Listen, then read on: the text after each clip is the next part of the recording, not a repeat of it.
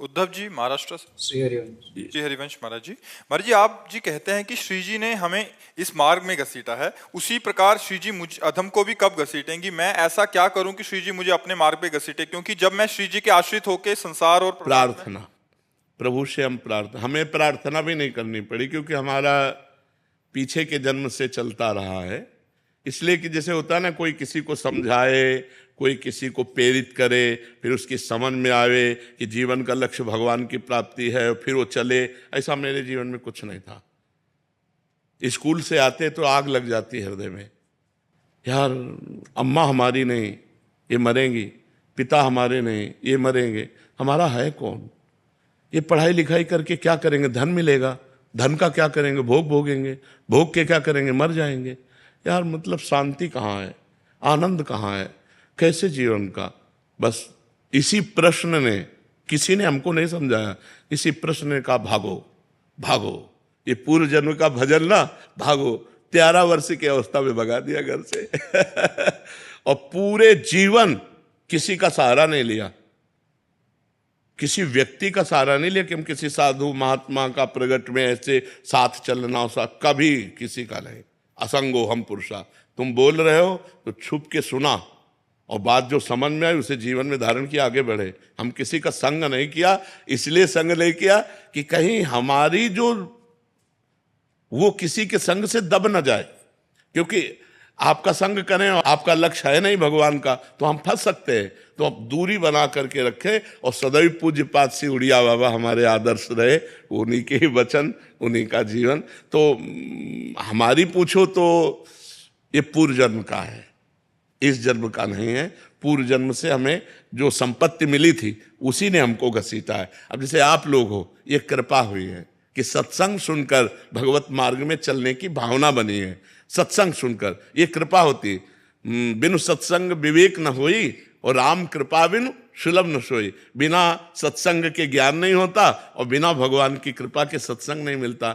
लेकिन पूर्व जन्म का जो जैसे ध्रुव जी थे, बाल्यावस्था में 5 वर्ष में निकल पड़े घर से और 6 महीने में भगवत साक्षात्कार कर लिया।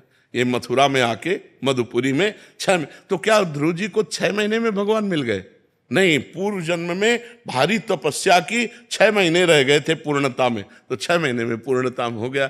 अब जैसे 1-2 लोगों ने कहा कि हम आप जैसा बनना चाहते हैं, तो भाई ये तो हम वादा नहीं कर सकते कि तुम प्रेमानंद बन सकते हो, क्योंकि भगवान के यहाँ ढांचा अलग है। आप जैसा ढांचा नहीं है, आप जैसा ढांचा नहीं, आप अकेले हैं। पूरे भारत में आप देख लीजिए, कुछ ना कुछ फर्क पड़ेगा। कितने ढांचे हमारे प्रभु के पास, आप सोचो। तो अच्छा, प्रेमानंद बनने के लिए वो सामग्री चाहिए जो बचपन में हमको पूर्व में भगवान की कृपा से मिली। उस सामग्री से अकेले भागना, और कितना कष्ट सहा है पूरे जीवन में, तुम्हें कैसे बताएं।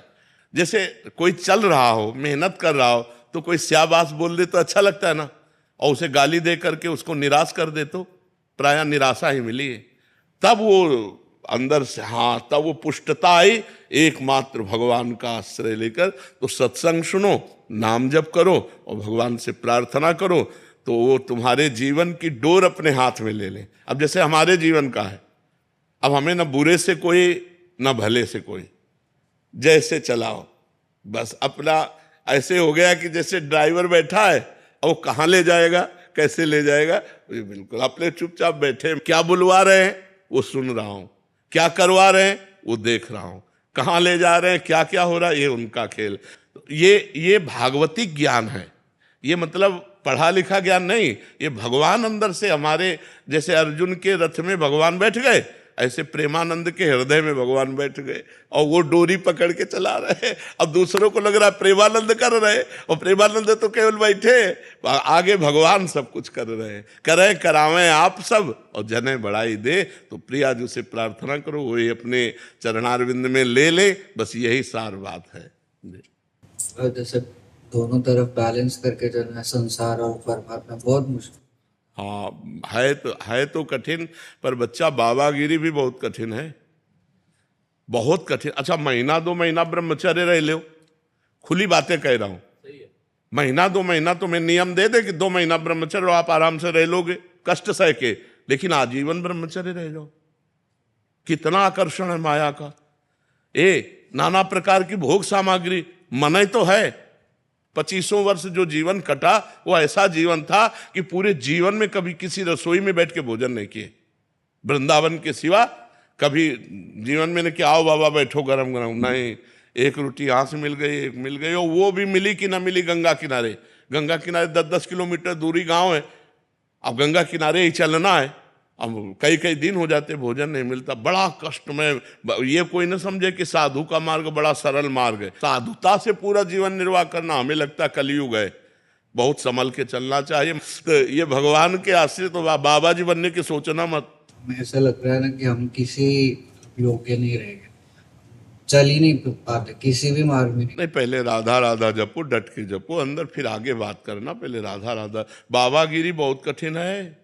हम कई बार कहा है एकांतिक में कि 50 साल से सही चल रहा है, 50 साल से, और 5 मिनट गलत हो गया, क्या समाज उसे क्षमा करेगी? सब लोग कहेंगे फ्रॉड है, नहीं। और बेचारा 50 साल जलता रहा, 5 मिनट फिसल गया तो कोई क्षमा नहीं करेगा। इसलिए बाबागिरी बहुत कठिन बात है, बहुत। जी।